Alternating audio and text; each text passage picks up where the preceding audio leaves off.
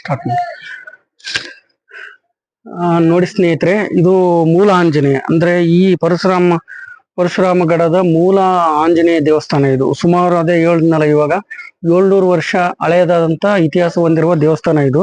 ನೋಡಿ ಎಷ್ಟು ನೀಟಾಗಿದೆ ಯಾವಾಗ್ಲಿಂದನು. ಸೊ ಯಾವುದೇ ರೀತಿ ಡ್ಯಾಮೇಜ್ ಆಗ್ಲಾರ್ದಂಗೆ ತುಂಬಾ ಕಾಪಾಡ್ಕೊಂಬಂದ್ರೆ. ಇದು ಮೂಲ ವಿಗ್ರಹ ನೋಡಿ ಕಲ್ಲಲ್ಲೇ ಮೂಡೈತೆ.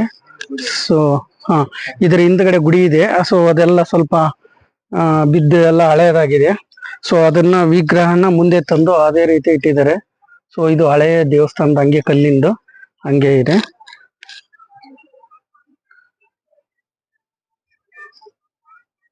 ತಗೊಂಬಲ್ಲಿ.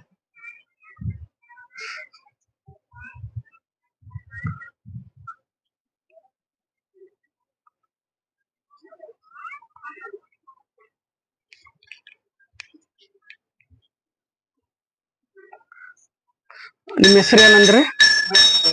ಉಮೇಶ್ ಪೂಜಾರಿ ಅವರು ಇಲ್ಲಿ ಹೇಳ್ತಾರೆ ನೋಡಿ. ಇವರು ಸ್ವಲ್ಪ ಮಾಹಿತಿ ಕೊಡ್ತಾರೆ ಆಂಜನೇಯ ದೇವಸ್ಥಾನ ಪರಶುಗಡದ ಬಗ್ಗೆ. ಹೇಳ್ರಿ ಸ್ವಲ್ಪ.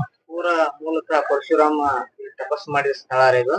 ಇವಾಗಲೂ ಪರಶುರಾಮ ದೇವಸ್ಥಾನ ಕೆಳಗಡೆ ಇದೆ ಮತ್ತು ಅಲ್ಲಿ ಆತ ಬಾಣ ಹೊಡೆದ ನೀರು ಈಗೂ ಕೆಳಗಡೆ ಬೀಳ್ತದೆ.